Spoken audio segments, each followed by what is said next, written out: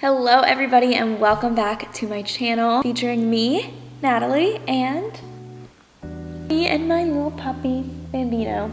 I feel like a working mother now because whenever I film videos I have to watch him, and so I'm like, you know what? You're just coming to work with me. So here we are. Anyways, today I am filming another how to start a podcast video. I filmed one almost a year ago actually today. Kind of a year ago. I filmed it in March of 2020 in the prime of quarantine. Everyone was starting a podcast. 2021 is no different. Everyone is starting a podcast.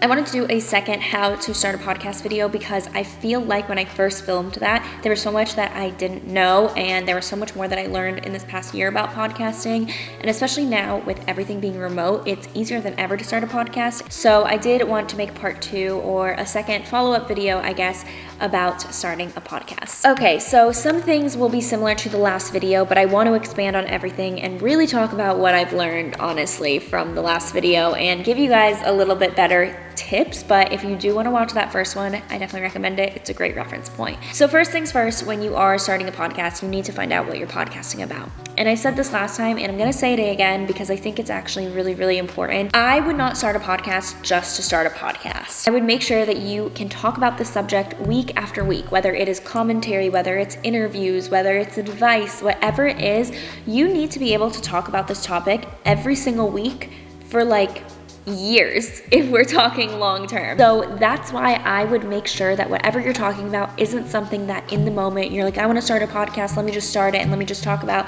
my day to day, because that could get repetitive, it could get boring. That's definitely one thing I would just stress, because I've noticed this, especially I will say in the influencer community.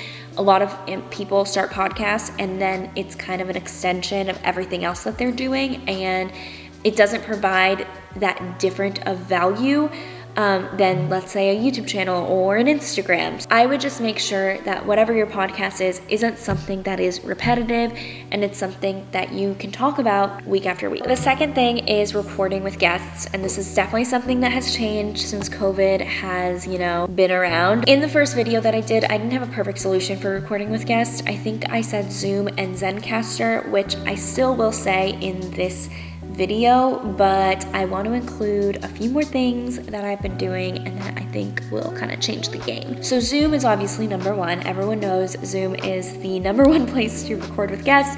It's great, but I actually don't ever use Zoom anymore. I personally don't really like it because whenever you record on Zoom, it lags a lot and the online quality just isn't that great. Every single time I hear a podcast that I know is recorded on Zoom, I still listen because the content is great, but I just don't like when I hear the bad quality and I can tell it's from Zoom because it was recorded over the internet. But again, Zoom is great. I just don't like it because since it does record through the internet, it's just not the best quality. This next one is one that I have been using and I have been absolutely loving, and it's called Riverside FM or Riverside.fm. It is the podcast version of Zoom, except so much better. So Riverside FM lets you have the video, it lets you have audio, and it lets you record similarly to Zoom. However, it's really cool because it allows a producer to be on there, making sure the sound is all good.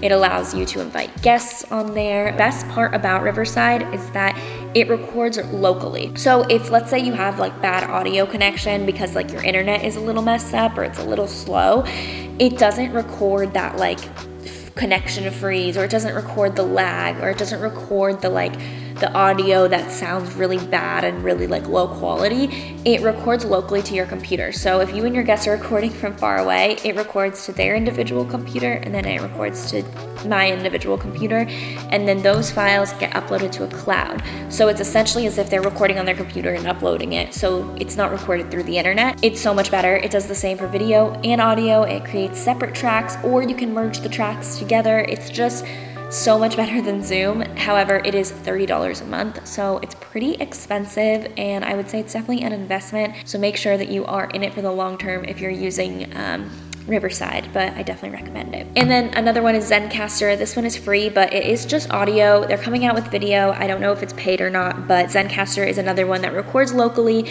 and then uploads it. However, I've still had some issues with Zencastr, so I don't really ever use it anymore, but that's another way to get better quality audio than Zoom. And then another one is more of a simple route. However, it puts a lot of pressure on the guest. So you can just FaceTime your guest and then ask them to record on their computer on like voice memos or QuickTime movie player, and it can record for them, and then they can just email you the file. So it essentially does what Riverside FM does, except for free. So you can definitely ask them for that. However, the thing I will note with that is that if your guest messes up and they forget to record or something goes wrong, you don't have control over that, and then you just mess up your entire podcast. And then the next thing you need to think about is podcast prep. So I actually get this question asked a lot. How do I prepare for my podcast? What do I do? Because my podcast is interview style, so I am interviewing a guest every single week. And so there is a lot of prep that goes with that. I personally like my podcast to feel like a conversation. I want it to feel as though we are just two people in a room chatting, not a super formal interview, but I still do have questions written out that I want to ask them. I prep by looking up other interviews that they have done, and I try to get to know their entire story. I look at their LinkedIn, I look at their website, I look at their content, I look at their Instagram, whatever they have, whoever I'm interviewing, it totally depends. I like knowing who they are before learning about it on the podcast. You know, I don't want to go into it not knowing who they are and make up questions on the spot. And I actually do look up other interviews that they've done if they have done other interviews, because I actually like my interviews to be a little different, where if someone's being asked the same exact thing every single interview that they do, it's boring, it's repetitive, probably for the person and for listeners who have heard other interviews with them. So I personally like making podcast questions that are a little bit different, a little more unique. Of course, there might be some overlap, but I try to kind of get inspiration from those podcasts and not ask the same exact questions that they asked. So that's how I do my personal prep for podcasting. And then if I do a solo episode, I write out an entire script. I hope it sounds natural when I'm recording, but you guys, I'm reading the whole time. Isn't that crazy?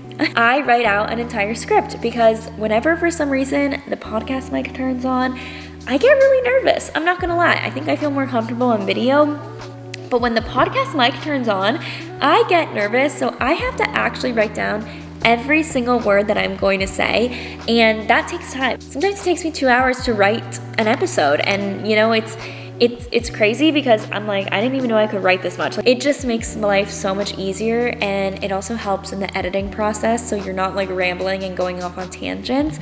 It's just you hit record, you start talking, and there might be a few edits here and there, but for the most part, you know what you're gonna say, and it just comes out way more clear. And I did want to thank today's sponsor, Skillshare. So thank you, Skillshare, for sponsoring today's video. If you guys don't know, Skillshare is the largest online learning community out there. I think Skillshare is such an amazing place to learn, and so once you're done with this video, I highly recommend going to a source like Skillshare, which has thousands of online classes for you to choose from, and learn more about what you're interested in. Clearly, you're interested in podcasts. There's no secret there. So Skillshare has classes on how to start a podcast, how to get the best audio, how to edit. You know, it has all of that stuff.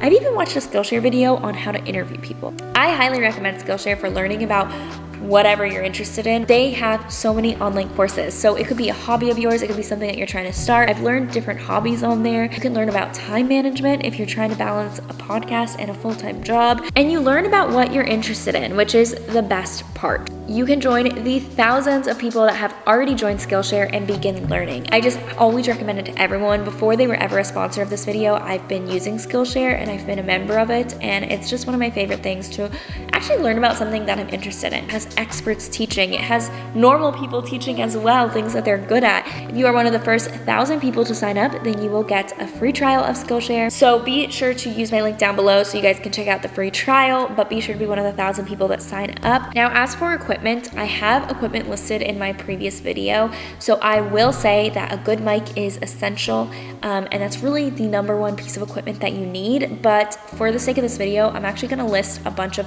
equipment at the bottom in the description. I'm gonna do different price ranges. So instead of me talking about them here, you guys can just check out the description and check out all my lists of equipment that I recommend, and you guys can shop them down below. But having a good mic is absolutely essential. I use the Blue Yeti mic and I really, really love it, but I'll have a bunch of different price options down below so that you guys can check them out yourself. As for editing, a lot of people ask me about how I edit my podcast, what music do I choose for my podcast, and so This one I think is actually really important. Personally, I don't really edit my podcast that much. I usually send it out to an editor. Also, it's really simple. I like editing my podcast very minimally because I want people to feel like they're in the room with me. My YouTube videos, for example, are very cut. I cut in between every sentence. I cut in between every pause. I like them quick. However, with my podcast, I do a different approach. I actually like them very, very minimally edited because I want the person that's listening to feel like they are literally in the car with us, in the room with us, wherever we are. There's too many cuts. I feel like it doesn't feel that way. So I really leave in majority of the podcast. If there's a super long, awkward silence, I'll cut that down. But I really want people to feel like they're there with me. Editing is done very minimally. I edit on Final Cut Pro, but you can edit on iMovie. There's so many different places that you can edit.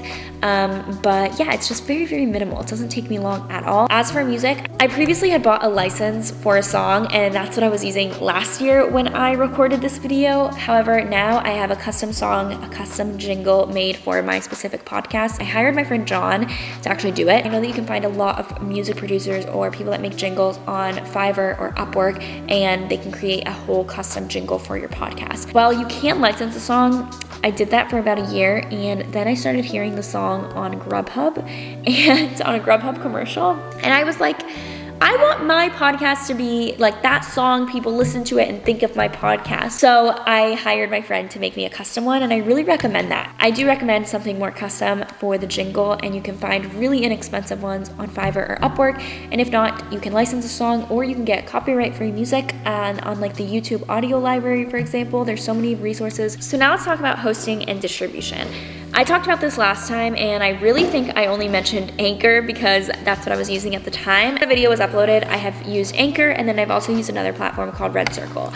So those are the only two I've used. So those really are the only two I can speak on. Anchor and Red Circle are pretty similar in what they offer, in the sense that Red Circle is mainly there to bring you money. They say that they connect you with a lot of advertisers. You can also collaborate with other podcasters and, get shout outs on other podcasters' episodes. I honestly didn't see that with Red Circle. I was told that there would be a lot more like ads that would come my way, and for about 4 or 5 months I made $0 off of my podcast. So I switched back to Anchor, and I have never been happier. Again, I just recommend Anchor. I'm like a Anchor stan, you guys. I love Anchor. No matter how small your podcast is, you can still begin making money. So with Anchor, you just upload, it distributes it to all of the different platforms without you having to lift a finger, and then Anchor begins placing ads on your podcast as long as you accept them. You can literally have like 5 listeners and get an ad from Anchor, which I think is just amazing that they're supporting smaller creators. And now let's talk about how to increase your listenership and how to get a successful podcast. So number 1, my tip is to be consistent. A podcast that is not consistent is not going to get subscribers. It probably won't get that many listens. People want to know when they can find your podcast. Be consistent. Post every single week minimum. I think less than once a week is not consistent, and it's not really going to increase your listenership. Another one is, if you do have guests, to have some popular guests, because typically whenever a guest is on a podcast, once the episode goes live, they share it on their own social platforms. Just increases the eyes on your podcast. If someone that I have shares that they were on my podcast and post on their story, I get exposed, and my podcast gets exposed to all of their followers and their audience. Even if they're not like a huge person, like they don't have to be a social media influencer. If you have 100 followers and someone else has 100 followers, chances are you don't have the same ones. So just by having guests on your podcast and having them promote the episode that they're on is gonna help. Another thing is to be verbal about asking for reviews. I feel like not enough people do this. You have to be very verbal about asking for reviews, and you have to ask for them in every single episode at the beginning. I do a reviewer of the week where I highlight and I read a reviewer of the week, and I've noticed it's increased my reviews by a lot. And also asking for reposts. The previous episode that I just recorded, in the beginning, I asked people to repost if they're listening on their story, and I got more reposts than most normal episodes. And the last thing that I want to talk about is making money on podcasts. So it is no surprise that podcasters do make money. Not really shocking there. How do podcasters make money? And the answer to that is ads. Typically, a company wants to sponsor you and will pay you a fixed amount based on your listenership. How do you get podcast sponsors? In short, you reach out to brands and you ask them to sponsor your stuff, or the brand comes up to you. One great website to do that is called Podcorn. I personally have found great success with it. It's a marketplace for podcasters and advertisers, and so you can actually like message them and set up a rate and set up an ad campaign that you're gonna do and put them on your podcast. Whenever I listen to podcasts, I actually write down the sponsors that are sponsoring that episode, because I know that those companies sponsor podcasts. So you can reach out to those companies, create a list like I have, and reach out to the companies that you know are sponsoring other podcasts and ask them if they'd like to sponsor yours. That was it for today's video, but I really hope that you guys enjoyed it. And also, if you guys have a podcast, drop it down below. Drop any tips that you have. I hope that over a year, I've learned a little bit about podcasts. I am at around 1 million downloads now. Mino's excited, isn't he? He's so excited. Be sure to check out my podcast, The Real Podcast. It's on literally anywhere you listen to this podcast. I have it linked down below. I interview all types of people. But yeah, hope you guys enjoyed, and I'll see you guys in my next video. Bye, guys.